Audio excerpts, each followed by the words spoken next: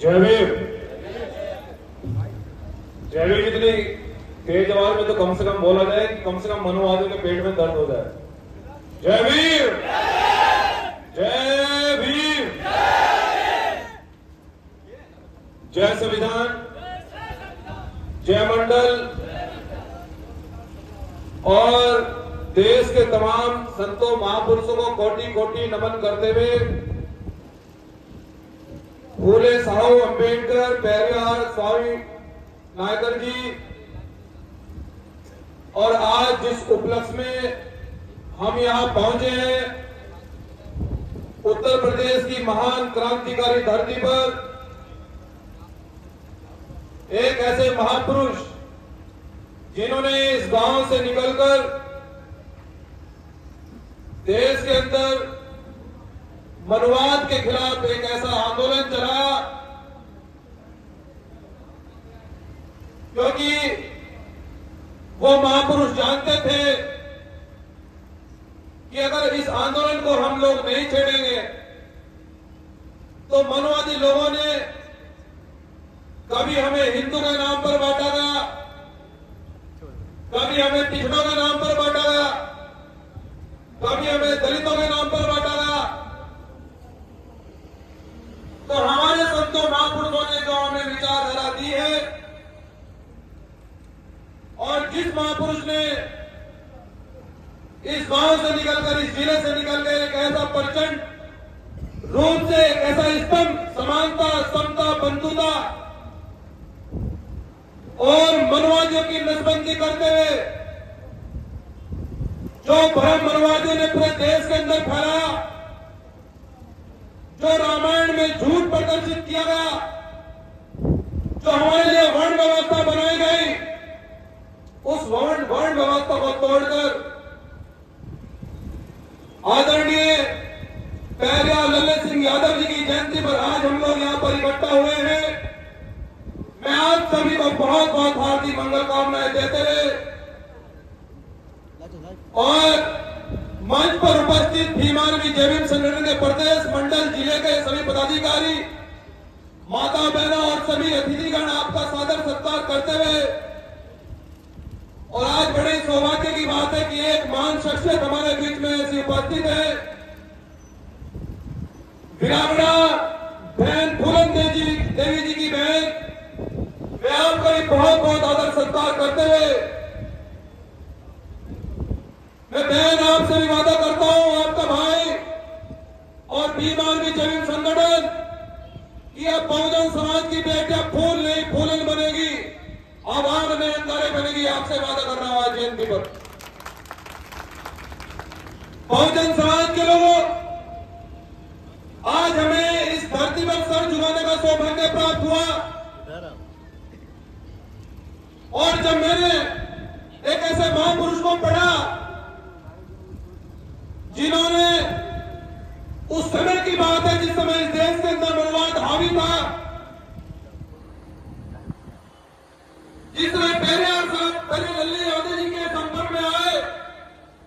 और उन्होंने कहा कि इस देश में जो दलित है, पिछड़ा है, अल्पसंख्यक है, आदिवासी है, उसे धर्म और जाति के नाम पर बांटकर इस देश में कुछ ही मुट्ठीभर लोगों ने सत्ता पर काबिज कब्जा किया और इस बहुजन समाज के सारे अधिकार हजम कर दिए गए। जब तक ये समाज मनुवादी व्यवस्था में जकड़ा रहेगा,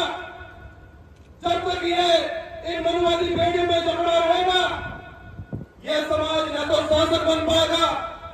न सत्ता में काबिज हो पाएगा। इसलिए हमारे महापुरुषों ने हमारे लिए संदेश करा और उस समय की बात है जिस समय पेरियार लल्ले सिंह यादव जी ने सच्ची रामायण लिखी। सच्ची रामायण में आखिर क्या लिखा उन्होंने, उन्हें सच्ची रामायण लिखने की आवश्यकता क्यों पड़ी? क्योंकि उन्होंने ये तो कहा, मनुवादी लोगों ने तो कहा कि रामायण महर्षि वाल्मीकि जी ने लिखी है, लेकिन कभी उन्होंने महर्षि वाल्मीकि जी के मानने वाले लोगों को कभी सम्मान नहीं दिया। आज भी दलित और पिछड़ा उसी रूप से आज भी प्रताड़ित पूरे देश के अंदर हो रहा है। उन्होंने ये तो कहा है कि रामायण महर्षि वाल्मीकि जी ने लिखी है, लेकिन उनको कितनी कुर्सियां दी गई, उनको कितने अधिकार दिए गए। राम के नाम पर मंदिर बनाया गया, राम के नाम पर सरकारें बनाई गई, लेकिन जिन्होंने रामायण लिखी आज तक उनकी लाखों में एक फोटो नहीं लगाई गई। बहुजन समाज के लोगों, ये हमें समझना होगा। ये बहुजन संत महापुरुषों ने अपने परिवार को छोड़कर, अपने बच्चों को बलिदान करके इस बहुजन मूवमेंट की स्थापना करी। अगर हम उनके बलिदान को, उनके संघर्ष को अगर हम लोग नहीं समझ पाए तो बहुजन समाज के लोगों में नुकसान पहुंचाने के लिए दुश्मन की आवश्यकता नहीं है और बहुत दिन दूर नहीं तो फिर से तुम गुलामी की पेटों में चढ़ने के लिए जा रहे हो। प्यारे लल्लई सिंह यादव जी अपनी भाषा में, अपने वचनों में यह भी कहते हैं कि बलि हमेशा बकरे की दी जाती है, बलि शेर की कभी नहीं दी जाती है। लेकिन हमारा समाज तो ये बहुजन का समाज है, ये हमारा समाज, ये तो बहुजन समाज है। इस देश के अंदर 90% समाज की बलि दी जा रही है। आखिर क्यों बहुजन समाज के लोगों? क्योंकि हमने पेरियार, फूले साहब अम्बेडकर को नहीं पढ़ा, हमें रामास्वामी नायकर जी को नहीं पढ़ा, हमने बेन फुलन को नहीं पढ़ा, हमने अपने बहुजन संतों महापुरुषों को छोड़कर बाबा साहब डॉक्टर अम्बेडकर ने हमारे गले की हांडी तोड़ दी। लेकिन आज हमारा बहुजन समाज कंधों में कंधे में चढ़कर हांडियां फोड़ रहा है। शर्म आनी चाहिए, शर्म आनी चाहिए बहुजन समाज के लोगों। अरे जिन्होंने हमें संविधान में पहले लल्लई सिंह यादव जी ने कहा कि आज के बाद रानी के पेट से राजा पैदा नहीं होगा, आज के बाद एक गाय चलाने वाला व्यक्ति भी, एक पाल समाज का व्यक्ति, एक कड़िया समाज का व्यक्ति भी देश का शासक बन सकता है, देश का प्रधानमंत्री और मुख्यमंत्री बन सकता है। लेकिन आज उत्तर प्रदेश की सरकार ने क्या किया कि आप एक पिछड़े समाज के व्यक्ति की जब सरकार में रही, जब हमारे पिछड़े वर्ग से मुख्यमंत्री रहे भाई अखिलेश यादव जी, इन मनवादी लोगों ने मुख्यमंत्री आवास को गंगा जल से धुलवा। उन्होंने बता दिया कि आज भी देश के अंदर मनुष्य पार्टी हावी है। बहुजन समाज के लोग अगर अब भी नहीं समझे तो तुम्हें गुलामी की पेड़ में चमकने से कोई ताकत नहीं रोक सकती। अगर आप लोग भी आज भी नहीं समझे, क्योंकि बहुजन संत महापुरुष ये कहते हैं कि बहुजन समाज के लोगों, जो कौम अपना इतिहास नहीं जानती वो कभी शासक नहीं बन सकती है, वो कभी शासक नहीं बन सकती है। इसलिए बहुजन समाज के लोगों, भीम आर्मी जमीन संगठन आपसे ये संकल्पित है और ये वादा करके जा रहा है, क्योंकि मैंने जो इस जिले के अंदर व्यवस्था देखी कि एक राष्ट्रीय महापुरुष जन्म दिवस पर न तो ये मूंगी बेरी सरकार अवकाश रखती है, उनके जन्मोत्सव पर छुट्टी नहीं रखी जाती है। और मैं आपसे आज ये भी वादा कर रहा हूँ कि जिस समय माननीय साहब काशीराम जी ने महाराष्ट्र से नौकरी छोड़कर केवल उनकी लड़ाई यही थी कि बहुजन समाज के संतों महापुरुषों के जन्मोत्सव पर ये सरकारें छुट्टी क्यों नहीं रखती है? वो छुट्टी इसलिए नहीं रखती है कि अगर बहुजन संतों महापुरुषों को पेरियार, फूले साहब अम्बेडकर के बारे में पता लगेगा तो रानी के पेट से राजा पैदा बनना बंद हो जाएगा, फिर मजदूर किसान के बच्चों से बीच में राजा पैदा होंगे, फिर ये डीएमसी और कलेक्टर बनने लगेंगे। इसलिए उन्होंने हमें मनवादी व्यवस्था में हमें बांधे रखा, हमें उन्होंने उस व्यवस्था में उलझाए रखा। माननीय साहब काशीराम जी कहते थे कि अगर बगावत करना, अगर जंग ही सही, तो हम इस बगावत को पूरे सम्मान और पूरे ताकत के साथ करेंगे। महाराष्ट्र से चलकर साहब काशीराम इस सबसे बड़े सूबे के अंदर आए और बहुजन मूवमेंट की सरकार बना के दिखाई और सभी संत महापुरुषों को लखनऊ के अंदर स्थापित किया और हमने बता दिया कि बहुजन संतों महापुरुषों के नाम पर अब बहुजन समाज नहीं ठहरा जाएगा, अब उसके अधिकार पर कुठाराघात नहीं किया जाएगा। जब इस देश के अंदर मंडल आयोग स्थापित हुआ, हमने सरकार से बार बार कहा कि मंडल आयोग की रिपोर्ट लागू की जाए, इस देश के अंदर जातिगत जनगणना लागू की जाए, क्योंकि सरकार इसलिए जातिगत जनगणना नहीं कराना चाहती बहुजन समाज के लोगों, क्योंकि उसको पता है कि वोट तो 90% लोगों का है और राज 10% लोग कर रहे हैं। ये पता लग जाएगा उस दिन जिस दिन जनगणना होगी। इसलिए बहुजन समाज के लोगों, वो लोग जातिगत जनगणना इसलिए नहीं लागू नहीं करना चाहते, वो लोग मंडल आयोग की रिपोर्ट इसलिए लागू नहीं करना चाहते कि उनको पता है ये दलित पिछड़े समाज के बच्चे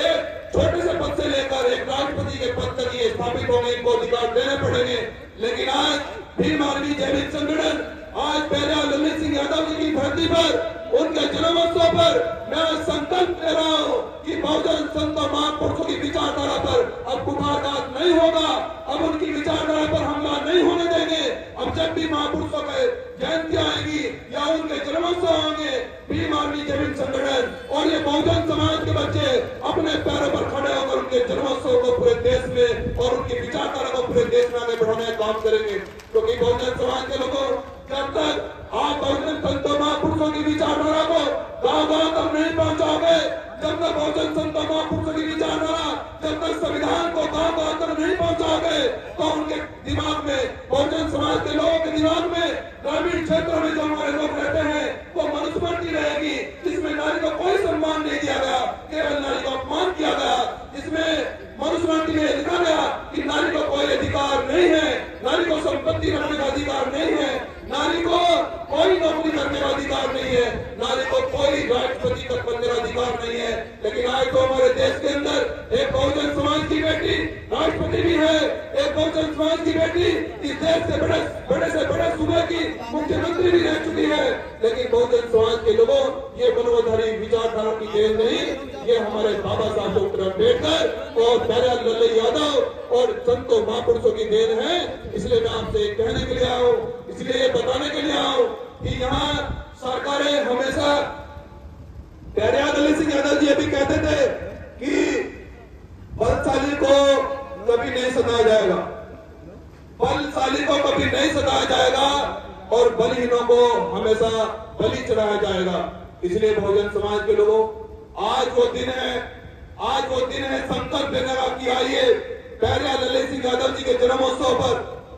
आज हम संकल्प लें कि उनकी विचारधारा को